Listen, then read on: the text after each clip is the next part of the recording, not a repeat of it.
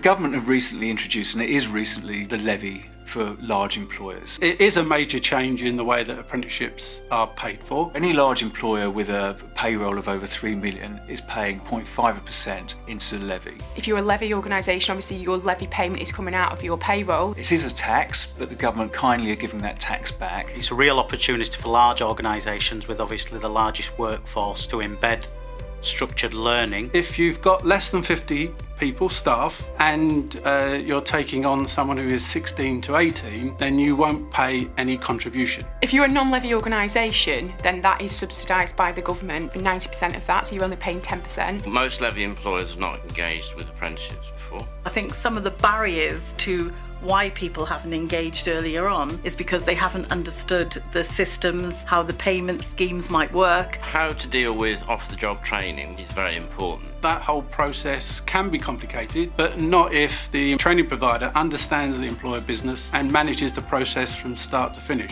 Apprentices are really crucial to workforces. And I think if you get people in that sort of frame of mind where they're always in a learning mode and keen to learn and keen to understand more, and they start being keen to take on further responsibility, it becomes better for them, and it certainly becomes better for the company.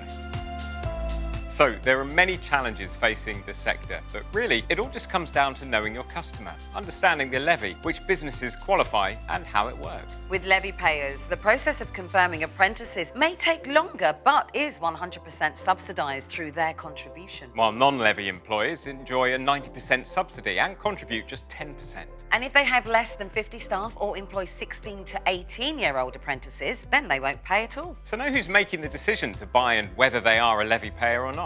Be informed and confident in explaining the difference when working with each. Also tell them about all the support you offer, particularly in terms of administration, as again, this will differ depending on whether the employer is a levy payer or not. And above all, listen to what the employer needs and any concerns they may have. Now, some may worry about being able to meet the 20% rule, for instance, so reassure them on how you will achieve this in a way that works for them. Explain the benefits of video and online courses and how these can be used to provide the most effective delivery. And whatever the challenges, hiring apprentices offers businesses great value, especially as they train further and move up in an organisation. It's proven that apprentices stay longer with companies and they're less expensive to recruit too.